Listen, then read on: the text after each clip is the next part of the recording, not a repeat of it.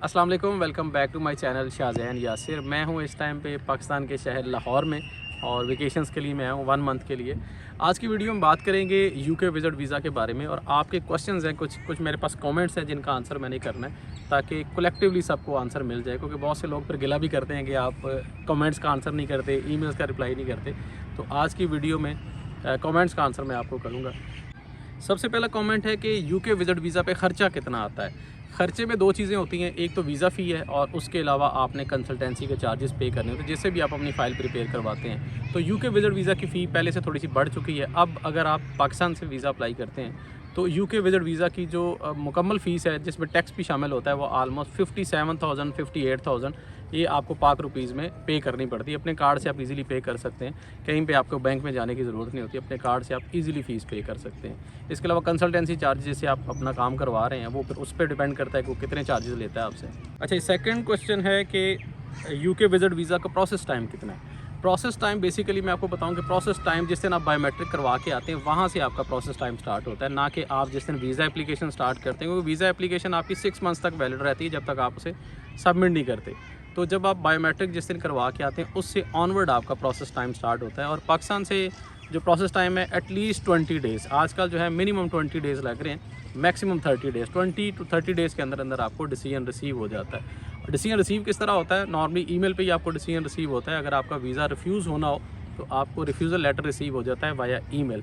और अगर आपको पासपोर्ट कलेक्शन की ईमेल आ जाए कि आप अपना पासपोर्ट आके कलेक्ट कर लें तो फिर मोस्टली केसेस में ये होता है कि वीज़ा आपका अप्रूव ही होता है। अदरवाइज़ अगर वीज़ा रिफ्यूज़ होना हो तो आपको रिफ्यूज़ल लेटर पहले ही ईमेल में रिसीव हो जाता है। नेक्स्ट क्वेश्चन है जी, यूके विज़िट वीज़ा की रेशो आजकल कैसी है। यूके विज़िट वीज़ा की रेशो कभी भी ख़राब नहीं हुई। अगर आपकी प्रोफाइल अच्छी है तो यूके विज़िट वीज़ा की रेशो आज भी अच्छी है, लेकिन अगर आपके डॉक्यूमेंट कंप्लीट नहीं है और आपकी प्रोफाइल इतनी ज़्यादा स्ट्रॉन्ग नहीं है तो फिर वीज़ा रेशो बहुत बुरी है। मतलब बहुत से लोगों के वीज़ा रिफ्यूज़ भी होते हैं, लेकिन अगर आपकी प्रोफाइल अच्छी है, आपकी बैंक स्टेटमेंट प्रॉपर्ली मेंटेन्ड है तो फिर आप यूके विज़िट वीज़ा ज़रूर अप्लाई करें, रेशो अच्छी है।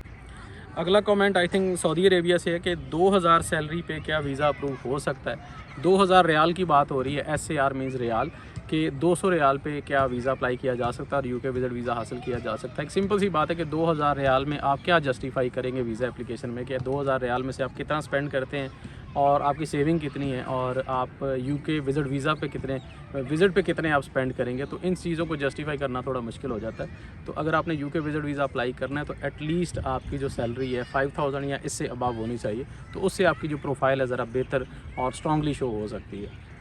अच्छा जी, नेक्स्ट क्वेश्चन है, टैक्स रिटर्न्स के बगैर क्या वीज़ा अप्रूव हो जाता है। बिल्कुल हो जाता है। मेरे अपने बहुत सारे क्लाइंट्स हैं जिनका वीज़ा विदाउट टैक्स रिटर्न्स भी अप्रूव है। अगर तो आपके टैक्स रिटर्न्स आपकी बैंक स्टेटमेंट के साथ मैच कर रहे हो तो फिर आपको टैक्स रिटर्न्स अटैच करने चाहिए। अदरवाइज़ जो आपके बाकी डॉक्यूमेंट्स होते हैं टैक्स से रिलेटेड, जैसे आपका FBR रजिस्ट्रेशन सर्टिफिकेट हो गया, आपका NTN हो गया, ये चीज़ें आप अटैच कर सकते हैं जिससे शो होता है कि आप एक्टिव टैक्स पेयर हैं। इसके अलावा आपके बिज़नेस के जो बाकी डॉक्यूमेंट्स हैं जिसमें आपका बिज़नेस का लेटर हेड, विजिटिंग कार्ड, आपका चैम्बर ऑफ कॉमर्स का कार्ड, रजिस्ट्रेशन सर्टिफिकेट जो है, ये सारी चीज़ें आप अटैच कर सकते हैं जिससे आपका बिज़नेस का प्रूफ होता है कि आप वाकई बिज़नेस कर रहे हैं और आप एक्टिव टैक्स पेयर हैं। अच्छा, नेक्स्ट क्वेश्चन है, यूके विज़िट वीज़ा की अपॉइंटमेंट रीशेड्यूल हो सकती है। बिल्कुल हो सकती है। एक चांस आपके पास होता है अगर आप रीशेड्यूल करना चाहें। अगर आपकी अपॉइंटमेंट फिक्स हो गई है और आपको लग रहा है कि आप उस डे पे पहुंच नहीं सकते अपनी अपॉइंटमेंट पे, तो आप अपनी अपॉइंटमेंट को इजीली रीस्केड्यूल कर सकते हैं विदाउट एनी फ़ी। और यूके विज़िट वीज़ा की जो अपॉइंटमेंट है वो इजीली आपको मिल जाती है। जब आप अपनी एप्लीकेशन को सबमिट करते हैं तो अपने कंसल्टेंट से पूछ लें जिस डे पे आप इजीली जा सकते हैं, उनसे पूछ लें कौन से दिन अवेलेबल हैं, तो आप उसी दिन का इंतखाब करें जिस दिन आप ईजी हों और जिस पे आप जाके अपनी अपॉइंटमेंट अटेंड कर सकें। और खुदा न खास्ता अगर आप ना जा सकें तो यूके विज़िट वीज़ा के लिए रीस्केड्यूल का कोई इशू नहीं होता, आप इजीली रीशेड्यूल इसको कर सकते हैं विदाउट एनी एक्स्ट्रा चार्जेस। चलिए, नेक्स्ट क्वेश्चन है, कितनी बैंक स्टेटमेंट पे वीज़ा अप्रूव होता है। ये बड़ा इंटरेस्टिंग क्वेश्चन है कि आपका क्लोजिंग बैलेंस, बेसिकली ये पूछना चाह रहे हैं कि आपका क्लोजिंग बैलेंस कितना हो तो यूके विज़िट वीज़ा अप्रूव हो जाता है। ये डिफरेंट सिनेरियोज होते हैं। ये आपकी जो बैंक स्टेटमेंट का क्लोजिंग बैलेंस है, जो आपके अकाउंट का क्लोजिंग बैलेंस होता है, वो एटलीस्ट 15 लाख पाक रुपीज़ होना चाहिए। इससे अबव हो तो वो ज़्यादा बेहतर होता है। ये मैं बात कर रहा हूँ पर्सनल बैंक स्टेटमेंट की, क्योंकि नॉर्मली जो बिजनेसमैन होते हैं उनके लिए ज़रूरी होता है कि वो अपनी पर्सनल बैंक स्टेटमेंट भी अटैच करें और अपनी बिज़नेस भी अटैच करें। तो अगर आपका एक ही अकाउंट है तो इसको आपने ज़रूर मेंशन करना है कवर लेटर के अंदर कि आप एक ही अकाउंट यूज़ करते हैं अपने पर्सनल के लिए भी और अपने बिज़नेस के लिए भी। तो एटलीस्ट जो क्लोजिंग बैलेंस है 20 लाख या मिनिमम 15 लाख से अबव होना चाहिए, लेकिन अगर इससे ज़्यादा है तो वो ज़्यादा अच्छा है। ये थी जी आज की वीडियो। होपफुली आज की वीडियो आपको इन्फॉर्मेटिव लगी होगी। मैं अभी फ़िलहाल पाकिस्तान में ही हूँ और लाहौर में हूँ, और मैं सोच रहा हूँ मीटअप प्लान करने का सोच रहा हूँ। और आप लोगों ने कमेंट करके मुझे बताना, और जो मेरे क्लाइंट्स दोस्त जिनके पास मेरा फ़ोन नंबर है वो मुझे व्हाट्सएप पे भी बता सकते हैं कि हमें मीटअप प्लान करना चाहिए या नहीं करना चाहिए, और अगर लाहौर में प्लान करना है तो फिर किस जगह पे करना चाहिए, ये आपने मुझे ज़रूर बताना। तो मिलते हैं नेक्स्ट वीडियो में, तब तक के लिए अल्लाह हाफ़िज़।